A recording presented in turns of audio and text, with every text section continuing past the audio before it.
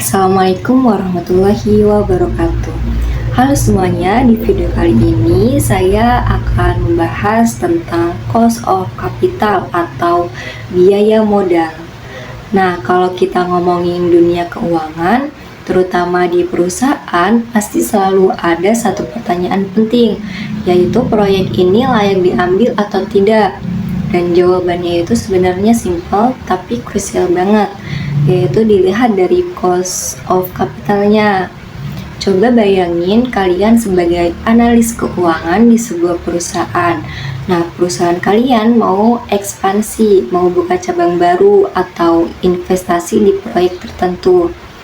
Nah, sebelum keputusan itu diambil, kalian harus bisa jawab apakah proyek ini menghasilkan keuntungan yang cukup. Dan cukup itu dibandingin dengan apa? Dibandingin dengan biaya modalnya. Jadi cost of capital itu secara sederhana adalah biaya yang harus dikeluarkan perusahaan untuk mendapatkan dana. Dana ini bisa berasal dari berbagai sumber, bisa dari utang, bisa dari saham preferred, dan juga bisa dari saham biasa. Masing-masing sumber dana itu punya biaya sendiri-sendiri. Misalnya, utang ada bunganya, dan saham ada return yang diharapkan investor. Nah, semua biaya ini digabung dan dirata-ratakan, dan hasilnya itu yang kita kenal sebagai WACC atau Weighted Average Cost of Capital. Kalau mau dibayangin, WACC itu kayak rata-rata biaya dari semua sumber uang yang dipakai perusahaan.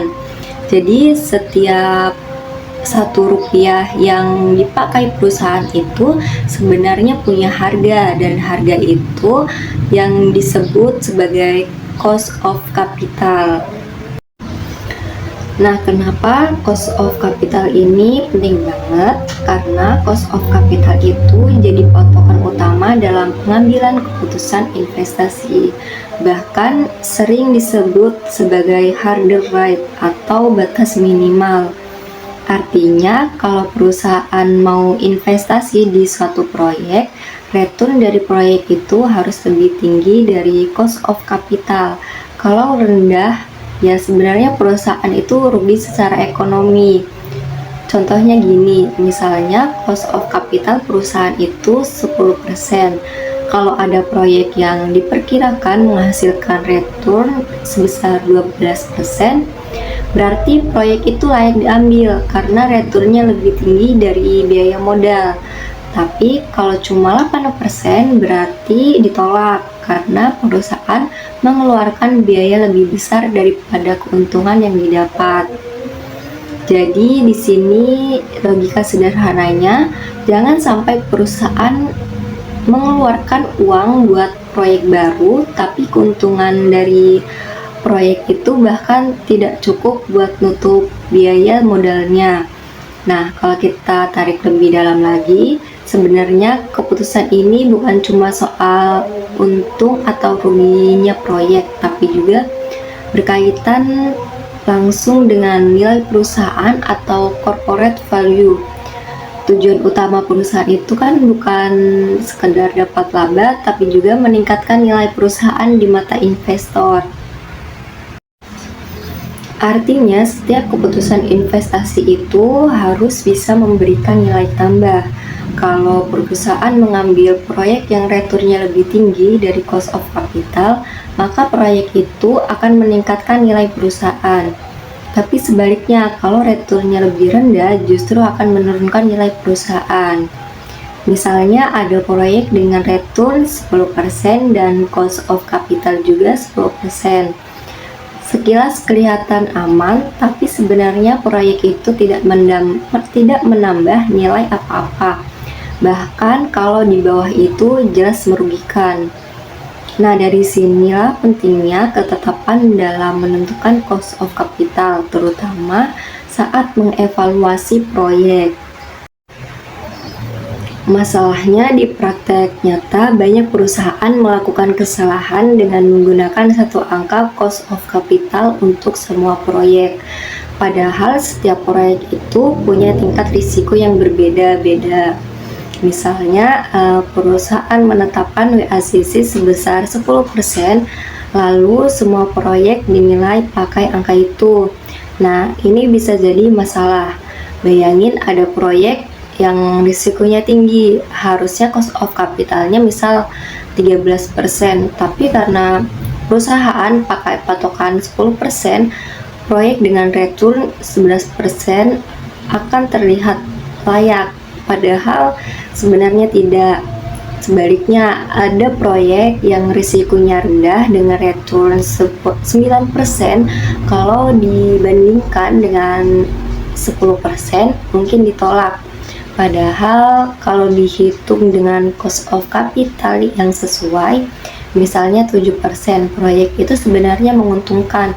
Artinya kalau perusahaan tidak menyesuaikan cost of capital dengan risiko proyek, keputusan yang diambil bisa salah arah. Perusahaan bisa terlalu banyak mengambil proyek beresiko tinggi dan justru melewatkan proyek yang aman dan menguntungkan.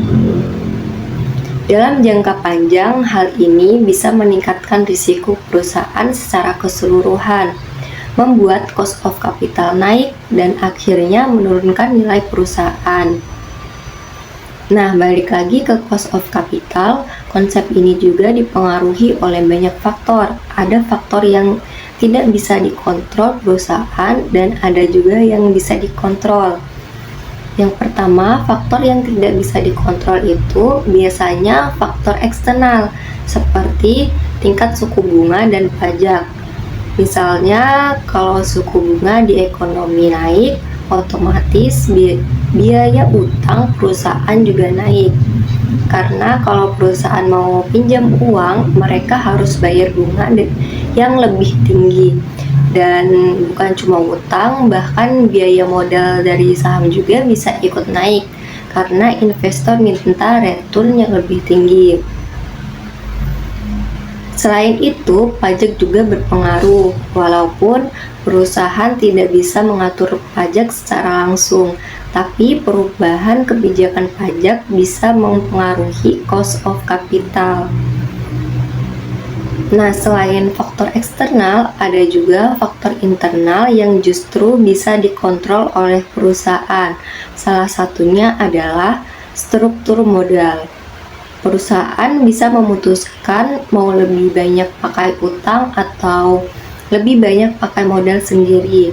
Nah, ini penting karena utang biasanya bisa lebih murah daripada ekuitas, tapi juga bisa lebih beresiko. Kemudian ada kebijakan dividen. Kalau perusahaan lebih banyak menahan laba, berarti mereka tidak perlu cari dana dari luar. Itu bisa menurunkan cost of capital. Tapi kalau mereka sering bagi dividen besar, mereka mungkin harus cari dana tambahan dari luar yang biasanya lebih mahal. Selain itu, kebijakan investasi juga berpengaruh.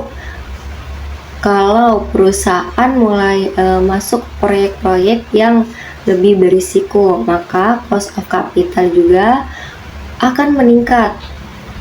Nah, ini nyambung ke konsep penting berikutnya, yaitu hubungan antara risiko dan cost of capital. Semakin tinggi risiko suatu perusahaan atau proyek, semakin tinggi juga cost of capitalnya. Karena investor pasti minta imbal hasil yang lebih besar kalau mereka harus menanggung risiko yang lebih tinggi. Kalau dianalogikan kayak kalian minjem uang ke orang, kalau orangnya itu terpercaya, mungkin kalian cuma cukup minta bunga kecil, tapi kalau orangnya berisiko, kalian pasti minta bunga yang lebih besar. Hal yang sama juga berlaku di perusahaan. Perusahaan yang stabil biasanya punya cost of capital yang lebih rendah, misalnya sekitar 8%. Tapi perusahaan yang lebih berisiko biasanya punya cost of capital 12% atau bahkan lebih. Selain itu, dalam menilai risiko proyek, ada beberapa jenis risiko yang perlu diperhatikan. Yang pertama adalah stand-alone risk, yaitu risiko proyek itu sendiri. Kedua adalah corporate risk, yaitu dampak proyek terhadap keseluruhan perusahaan. Dan ketiga adalah market risk, yaitu risiko dari sudut pandang investornya. Biasanya investor lebih fokus ke market risk karena itu berkaitan dengan kondisi pasar secara keseluruhan. Terakhir, kalau kita lihat dari perspektif global, sekarang ini pasar modal sudah semakin terintegrasi. Perusahaan bisa mencari dana dari berbagai negara, sehingga perbedaan cost of capital antar negara semakin kecil. Yang lebih penting sekarang adalah tingkat risiko perusahaan itu sendiri. Nah, dari kondisi ini kita bisa lihat bahwa persaingan juga jadi semakin ketat. Investor sekarang punya banyak pilihan, gak cuma dari satu negara, tapi dari seluruh dunia. Artinya perusahaan harus bisa menjaga kinerja dan tingkat risikonya supaya tetap menarik di mata investor. Kalau perusahaan dianggap terlalu berisiko, investor biasanya dengan mudah memindahkan dananya ke perusahaan lain yang lebih stabil. Akibatnya, cost of capital perusahaan tersebut bisa meningkat. Karena untuk menarik investor, perusahaan harus menawarkan return yang lebih tinggi. Sebaliknya, kalau perusahaan mampu menunjukkan kinerja yang baik dan risiko yang terkontrol, maka cost of capital itu bisa ditekan lebih rendah. Ini tentu jadi keuntungan karena perusahaan bisa mendapatkan dana dengan biaya yang lebih murah. Selain itu, dalam prakteknya, cost of capital juga sering digunakan sebagai dasar dalam berbagai keputusan keuangan lainnya, tidak hanya untuk investasi proyek, misalnya dalam menentukan struktur modal yang optimal. Apakah perusahaan sebaiknya menambahkan utang atau menerbitkan saham baru? Kemudian, cost of capital juga digunakan dalam penilaian perusahaan atau valuasi.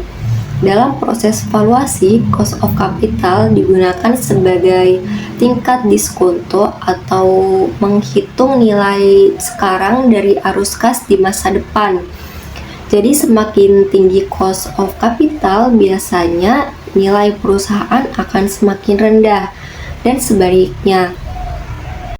Hal ini menunjukkan bahwa cost of capital tidak hanya berperan dalam keputusan jangka pendek, tapi juga sangat penting dalam menentukan nilai perusahaan secara keseluruhan. Oleh karena itu, sebagai analis keuangan, kita harus benar-benar memahami bagaimana menghitung dan menginvestasikan cost of capital dengan tepat. Kita juga bisa menyesuaikan dengan kondisi perusahaan, tingkat risiko, serta kondisi pasar yang terus berubah-ubah. Jadi pada akhirnya cost of capital itu bukan sekedar angka, tapi merupakan alat penting yang membantu perusahaan dalam mengambil keputusan yang rasional dan strategis. Dengan memahami konsep ini, perusahaan bisa memilih investasi yang tepat, mengelola risiko dengan lebih baik, dan pada akhirnya meningkatkan nilai perusahaan di mata investor. Itulah kenapa cost of capital menjadi salah satu konsep yang sangat fundamental dalam manajemen keuangan. Sampai sini kita sudah bahas konsep dasar cost of capital, faktor-faktornya, sampai hubungannya dengan risiko dan nilai perusahaan. Nah, sekarang saya mau coba bahas lebih dalam lagi dari sisi praktiknya supaya lebih terbayang bagaimana konsep ini dipakai di dunia nyata. Coba kita bayangin lagi posisi kita sebagai analis keuangan di sebuah perusahaan. Perusahaan lagi dihadapkan dengan beberapa pilihan proyek investasi. Misalnya ada proyek A, proyek B, dan proyek C. Ketiganya punya tingkat keuntungan yang berbeda, tapi juga punya tingkat risiko yang berbeda. Nah, dari sini tantangannya bukan cuma milih proyek yang returnnya paling tinggi, tapi juga harus mempertimbangkan apakah return tersebut sebanding dengan risiko yang diambil. Misalnya proyek A memberikan return sebesar 14%, proyek B sebesar 12%, dan proyek C sebesar 10%. Sekilas mungkin kita langsung pilih proyek A karena paling tinggi, tapi belum tentu itu keputusan yang tepat. Kalau ternyata proyek A itu sangat beresiko dan cost of capitalnya 15%, berarti sebenarnya proyek itu tidak layak karena returnnya masih di bawah biaya modal. Sedangkan proyek B dengan return 12% mungkin punya cost of capital 10%, sehingga justru lebih layak untuk diambil. Dari sini kita bisa lihat bahwa angka return saja tidak cukup. Kita harus selalu membandingkannya dengan cost of capital yang sesuai dengan tingkat risiko proyek tersebut. Nah, selain itu, dalam praktiknya perusahaan juga sering menghadapi keterbatasan dana. Artinya perusahaan tidak bisa mengambil semua proyek yang ada, walaupun semuanya terlihat menguntungkan. Di sisi lain, cost of capital juga berperan sebagai alat untuk membantu memprioritaskan proyek mana yang paling layak diambil. Biasanya perusahaan akan memilih proyek yang memberikan selisih terbesar antara return dan cost of capital. Karena itu berarti kontribusi terhadap nilai perusahaan juga lebih besar.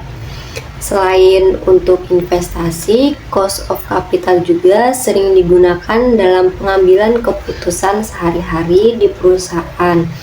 Misalnya dalam menentukan harga produk, ekspansi bisnis, bahkan dalam evaluasi kinerja manajemen. Kenapa bisa begitu? Karena pada dasarnya semua keputusan keuangan itu berkaitan dengan bagaimana perusahaan menggunakan dana yang dimiliki untuk menghasilkan keuntungannya. Nah, kalau kita lihat lebih dalam lagi, cost of capital ini juga berkaitan dengan persepsi investor terhadap perusahaan. Semakin baik reputasi dan kinerja perusahaan, biasanya investor akan melihat perusahaan tersebut sebagai lebih aman, sehingga mereka bersedia menerima return yang lebih rendah. Akibatnya, cost of capital perusahaan juga menjadi lebih rendah. Sebaliknya, kalau perusahaan memiliki kinerja yang buruk atau tingkat risiko yang tinggi, investor akan meminta return yang lebih tinggi sebagai kompensasi. Ini otomatis membuat cost of capital meningkat. Di sini kita bisa lihat bahwa cost of capital itu bukan cuma angka yang dihitung secara matematis, tapi juga mencerminkan kepercayaan pasar terhadap perusahaan. Makanya perusahaan tidak cuma fokus ke angka-angka keuangan saja, tapi juga harus menjaga stabilitas, transparansi, dan kredibilitas di mata investor. Selain itu, ada juga konsep yang menarik, yaitu trade-off antara risiko dan return. perusahaan harus bisa menyeimbangkan antara keinginan untuk mendapatkan keuntungan yang tinggi dengan kemampuan untuk mengelola risiko. Kalau perusahaan terlalu fokus mengejar return tinggi tanpa memperhatikan risiko, bisa jadi mereka mengambil proyek-proyek yang terlalu berbahaya. Tapi kalau terlalu hati-hati juga, mereka bisa kehilangan peluang untuk berkembang. Jadi di sini dibutuhkan keseimbangan, dan cost of capital membantu perusahaan menemukan titik keseimbangan tersebut. Nah, kalau kita tarik ke kondisi nyata sekarang, banyak perusahaan yang mulai lebih berhati-hati dalam mengambil keputusan investasi, terutama karena kondisi ekonomi yang tidak selalu stabil, perubahan suku bunga, inflasi, dan kondisi global bisa mempengaruhi cost of capital secara signifikan. Makanya sebagai analis keuangan, kita tidak bisa cuma mengandalkan satu perhitungan saja. Kita juga harus terus memantau kondisi pasar dan menyesuaikan analisis kita. Selain itu, penting juga untuk memahami bahwa cost of capital bisa berubah seiring waktu. Jadi angka yang digunakan hari ini belum tentu relevan untuk kondisi di masa depan.